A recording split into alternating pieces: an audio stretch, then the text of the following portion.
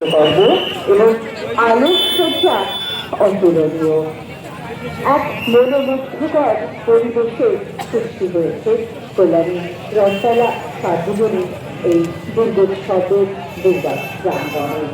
আর এই প্রাঙ্গণে প্রত্যেক দর্শনার্থীকে আমাদের জানাই শারীরিক শুভেচ্ছা। আর তৃতীয়া পুজোর বাকি দিনগুলো আপনারা সকলেই এমন পুজো দেখার আনন্দে মেতে উঠছেন। কল্যাণী অন্যতম পুজো রথতলা সার্বজনীন দুর্গোৎসব শুধু কল্যাণী নয়, জেলার সেবার উপহার তারা পেয়ে গেছে এবং জেলা ছাড়িয়ে পশ্চিমবঙ্গ এবং দেশ বিভিন্ন রাজ্য থেকে এমনকি এবার শুনেছি কল্যাণীতে নাকি বহু মানুষ দেশের বাইরে থেকেও এই পুজো দেখতে আসছেন।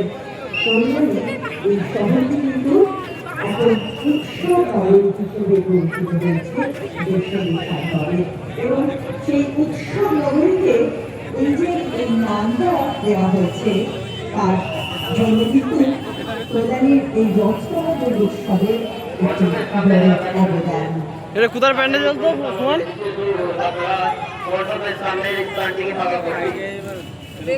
সামনে যারা দাঁড়িয়ে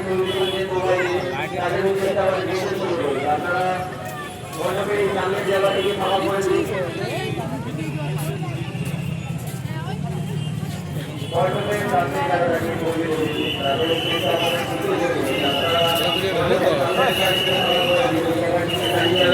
ভালো করে করা হতো।